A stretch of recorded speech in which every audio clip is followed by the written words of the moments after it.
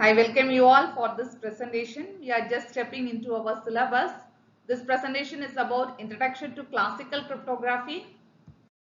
This is the overview of this presentation, Introduction to Cryptography, then Simplified Model of Symmetric Encryption, then Ingredients of Symmetric Encryption, then Cryptography, then Cryptanalysis and Brute Force Attack, followed by summary of this presentation. We know that in cryptography we are having two categories. One is symmetric encryption and asymmetric encryption. So classical cryptography means it is about symmetric encryption. So in this introductory part we are going to discuss about symmetric encryption. What is symmetric? Symmetric means it is a conventional or classical and a private key or single key encryption. Meaning is in the symmetric encryption we are using only one key. And in cryptographic algorithms, key plays a vital role. Generally, for security purpose, key plays a vital role. We are all aware of that. In our home, we are having a door, main door is there. Then in rooms also we are having door. Then we are having shelf. There also we are having door. And locker we are having a door. And each and every door we are having a key also. So, if you miss the key or if there is no key with any person, then we are unable to open that particular door. So, we are all are aware why we are locking the door with the key in order to safeguard something or secure something. For that only we are having a door with the lock and key. So, here also, and if you want to break that door without a key, what we have to do? We are attacker or we are a thief, then we have to break it. If you are not having a key, we have to break it only to enter inside. Likewise, the same principle only applied in this cryptographic algorithms as well. Here key plays a vital role. So earlier days, that is in the period of classical cryptography that was invented or developed at that time, only a single key is used by both the sender as well as receiver to open or to convert one form to another form. They used a single key. So that key is private key. Why it is called as private means it is known to only the sender and the receiver and no one else. And if you are want to maintain a secret, then that secret must be known to myself and only one person. And if that other person, that person is telling to some other person, then no more it is a secret. Or I am telling, revealing that to some other person, except this particular person, it is no more a secret, right? So likewise, in our home also, someone is coming into our home, they are just getting the key, taking the key, not getting it, taking the key and making a duplicate key for that particular same house key. They can use it. If we are going out, locking the door, we feel that, we think that we are safe, but another person is having a key. So, when we are not in the home, they used to use that particular key and come in and take whatever want they take and go. The same procedure only here also. Why they name private means it is known to only sender and receiver and no one else knows the key. So only it is called as private key and only one key is used by both these sides. So only it is a single key, conventional or classic. So sender and recipient share a common key. So now on you just think it is a key, it is one number or something like that. You just guess it. But how to generate a key and how to share a key, it is a different technique that we will be discussing in the third unit. So now as of now for first and second unit, you just think it is a key, one number, something like that. You just guess it. And while solving problems, you know how the key looks like. Okay. So all classical encryption algorithms are private key only. So it was only type prior to the invention of public key in 1970s. In 1970s, this public key cryptography came into existence. Before that, we had only the classical cryptography alone. At that time, we are using only this methodology only for performing the encryption and decryption. And by far most widely used, still also it is used. This conventional crypto system is used still also in some applications. And compared to public key cryptography, this symmetric encryption or private key encryption or conventional cryptography is faster than the public key cryptography. So if we want to use need any fast application, in that case security is not that very much important, but we need to secure. In that circumstance, we can go in for this conventional or classical cryptography. So we need to understand some of the basic terms in this cryptography. So now on, we only tell this term only, not we are calling it as virginal message or coded message. Simply we are calling plain text, ciphertext, like that only. So first term is the plain text. That is whatever the message we are going to secure, that information only we are calling it as a plain text.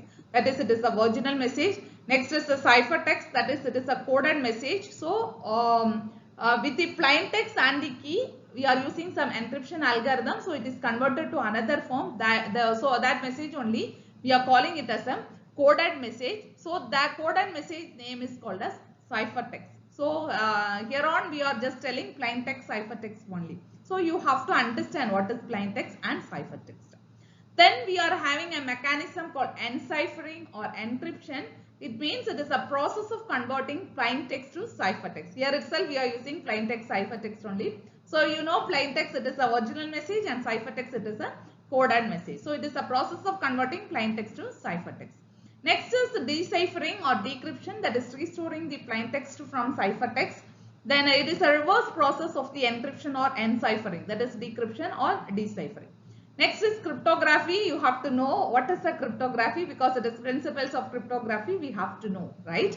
So it is a scheme used for encryption, that is, it constitutes the area of study. That is, cryptography is an area of study which consists of schemes used for encryption. That is called as cryptography. Next is cryptographic system or cipher.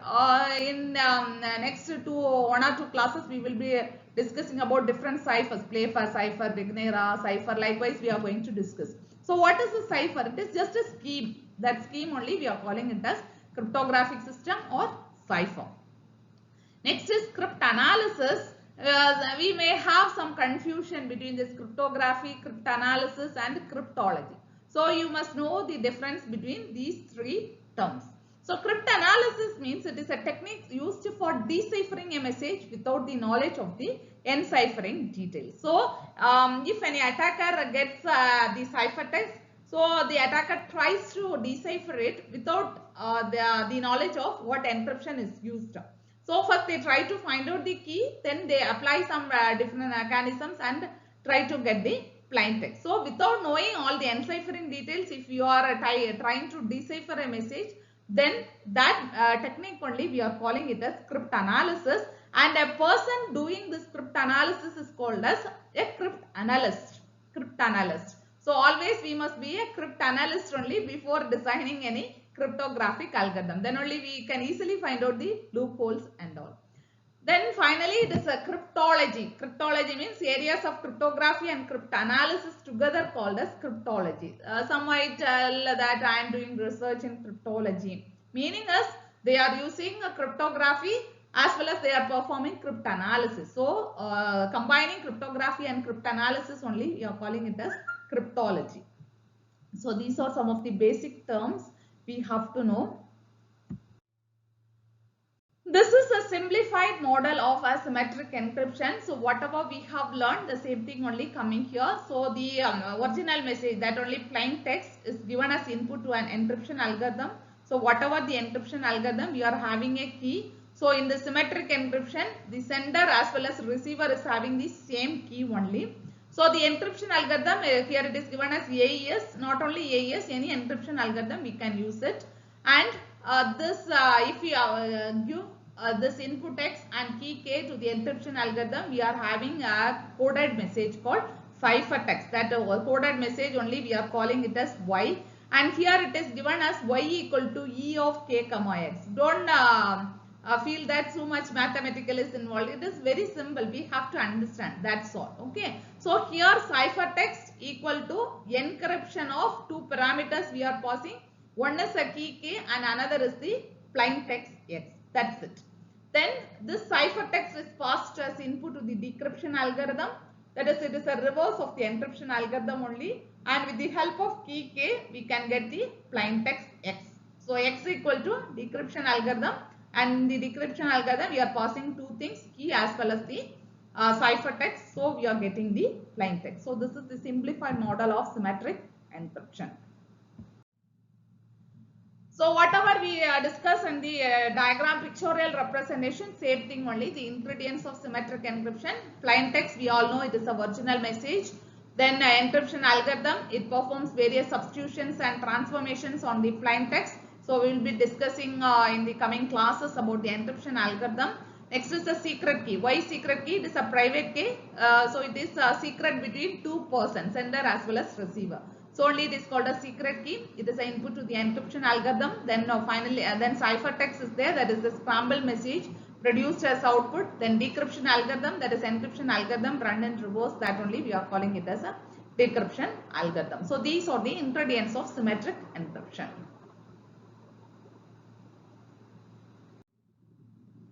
This is a general model of symmetric crypto system. Everything is same only. So what we are doing is, we are having a message source. The plain text is a message source that is passed to the encryption algorithm. Then the key source is there. So I already told you that in the third unit only we are going to discuss how we are going to generate key and how we are exchanging the key between sender as well as receiver. So today now we don't want to worry how the key source is generating the key and all. But anyway, the key has to be securely communicated to the other end. So only here we are having a secure channel. Then if we apply the plain text with the key to the encryption algorithm, we are getting a ciphertext. So this part only the cryptanalyst is coming. So cryptanalysts, they want to break the crypto system, right? So they are trying to, they know the plain text. So they are trying to break the system by trying to know the key as well as the plain text. So only it is given as K cap and X cap. So the ciphertext is passed on to the receiver side, and the receiver side with the help of key K, the plain text is retrieved successfully in the destination side. This is the general model of a symmetric crypto system. So what are the requirements for the secure use of conventional encryption? Means we must have a strong encryption algorithm. If we have a strong encryption algorithm, then it is very difficult for the cryptanalysis to break the crypto system. Another thing is, we have the secret key must be known only to sender or the receiver. No one else have to know, because once the secret is known to a third person, then that secret is no more a secret. That is the ultimate thing. So always the requirements for strong encryption algorithm, and the secret key must be known only to the sender and the receiver. And mathematically we can express, already I told you that why the ciphertext equal to encryption of key K comma plain text. This can be written as EK of X. That is encryption with the help of key K. The input to the encryption algorithm is the plain text. So this can be written as XK. Then X equal to D of X. What is X? We all aware that X means it is a plain text. How we are getting the plain text? Decryption of key K with the ciphertext. So this can be mathematically written as dk of Y. So always we have to think that the encryption algorithm is known. So how to secure the crypto system? If the encryption algorithm is known, how to secure the crypto system? Always the secrecy is behind the key. Key only plays a vital role. So here we are having a Kirchhoff's principle that security in secrecy of key alone, not in obscurity of the encryption algorithm. So we assume that encryption algorithm is known to everyone there, but the key is kept secret. Secrecy of key is very, very important in this cryptography. So that only the Kirchhoff's principle is stating. Then how to distribute the key? Through some secure channel only we have to distribute the key. But this is the central problem in symmetric cryptography also. But anyway, we have to secure, we have to exchange the key securely, so that we can take care, or we can have a good crypto system. Always secrecy must be maintained. So some of the general characteristics a crypto system must have is type of encryption. So we are going to use different substitution, transposition and product based encryption operations we are going to perform. So in the coming classes, you will be aware of all these things. What are they? We may easily understand. Then the number of keys used in classical cryptography, we are going to use only the single key or private key only. But in public key cryptography, we will be using 2 key. So only the name public. And way in which the plain text is processed, whether it is processed in block or stream. So for that also we are having different categories of algorithms in cryptography. We will see in the coming units about this. Next, we have seen the cryptanalysis and the brute force attack. Two different attacks are possible. So the general approach, that is, in order to recover the key, what the cryptanalyst will do means they will perform cryptanalytic attack and brute force attack. Anyone they can perform. So the cryptanalytic attack means it rely on the nature of algorithm and knowledge of plain text or plain text ciphertext pairs based on some previous history. Suppose I am sending a message to another person and they will track the history, how they are sending, how they perform encryption. They track it, and based on that inference, they try to break the crypto system. So they exploit the characteristics of algorithm to attempt, and they deduces the specific plain text or key being used. Another one attack is brute force attack. That is, they have to try all possible keys. Say for example, in ATM we are having ATM pin, we are having only 4 numbers. So all possible 4 digits if you try means sometimes we may succeed. But nowadays the security, second level of security is also there. But earlier days and all, it was very easy for the attacker to break the system, I think so. But here the basic assumption is half of all possible keys must be tried to achieve success. Most of the time this may happen. So the attacker can easily succeed by trying only half of all the possible keys. That is called as brute force attack. That is the common attack performed by the cryptanalyst. So the different cryptanalytic attacks or ciphertext only attack, from the name itself we know the algorithm and ciphertext, that is statistical, and we can easily identify the plain text. Next is known plain text, that is we can suspect or we know already the plain text and the ciphertext. So with that we are trying to find out the key. Then chosen plain text, we are selecting some plain text and we are trying to obtain the ciphertext. It may be like this, likewise all are some cases only. Then chosen ciphertext, that is we are selecting ciphertext and we are trying to obtain the plain text.